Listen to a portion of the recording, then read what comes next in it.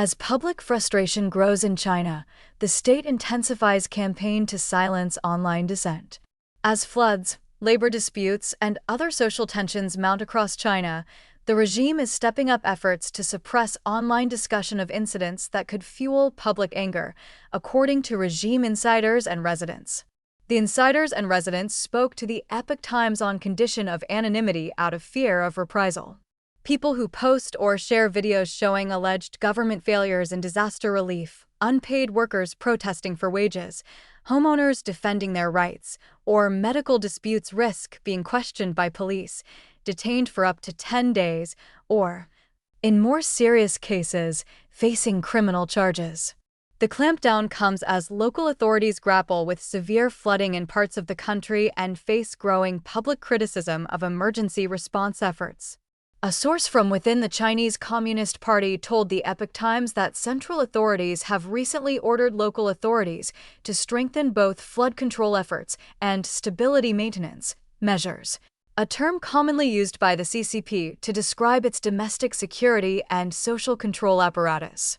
The authorities are most afraid that ordinary people will film what happens on the ground and post it online, he said. Videos showing neighborhoods left underwater, delayed rescue efforts, or local officials failing to appear quickly lead people to ask who should be held responsible. It's no longer just about deleting videos. Authorities are investigating who filmed them, who shared them, and even what people said in private chat groups. Many people bypass China's internet to view overseas platforms where these incidents are widely circulated, and that has made the authorities increasingly nervous. Local authorities target negative news. The concerns appear to have been driven in part by a series of widely shared videos showing protests and public disputes across China between July 7th and July 13th. The footage included family members demanding answers after a patient's death following surgery in Xingtai, Hebei province.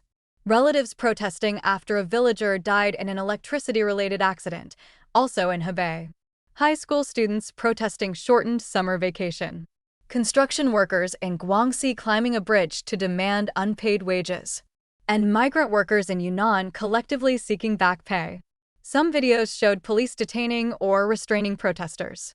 A public sector employee responsible for the CCP's propaganda work in Guangdong province, surnamed Wang, told the Epoch Times that local authorities are increasingly concerned that such incidents could spread overseas and draw criticism from Beijing. Local officials are worried about being held accountable, he said. They're trying to suppress what they call negative information, especially reports involving rights defense activities. According to Wang, some regime agencies, public institutions, and hospitals have instructed employees to promote what the CCP describes as positive energy, while avoiding the sharing of or even liking posts about emergencies or social unrest. One resident in China says the campaign has extended into grassroots neighborhoods. A woman surnamed Zhao from Chengde, Hebei province, told the Epoch Times that community grid workers, grassroots personnel employed to monitor neighborhoods, recently posted notices warning residents not to share so-called negative videos in social media groups. They told everyone not to repost videos about workers defending their rights, elderly people collapsing without help, or delivery drivers working 10-hour days, Zhao said.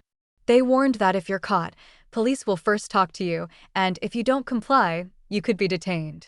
On July 13th, the Cyber Police Bureau under China's Ministry of Public Security announced 25 cases involving what authorities described as online rumors about floods and disasters, according to a report on the Chinese news portal Soho.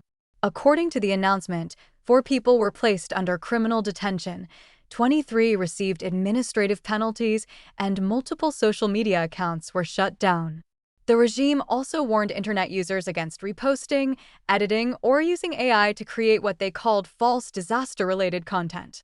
Another Chinese resident and active netizen told the Epoch Times that censorship on China's major online platforms has intensified. The resident of Zibo, Shandong province, surnamed Sun, told the Epoch Times that videos posted on Bilibili, WeChat, Douyin, and private chat groups that involve wage protests or social conflicts are now removed far more quickly than before. Videos showing companies unable to pay workers because banks froze their accounts, or workers demanding unpaid wages are simply not allowed online anymore, Sun said. Videos that people could still post a few months ago are no longer allowed. According to Sun, removing online content is often only the first step.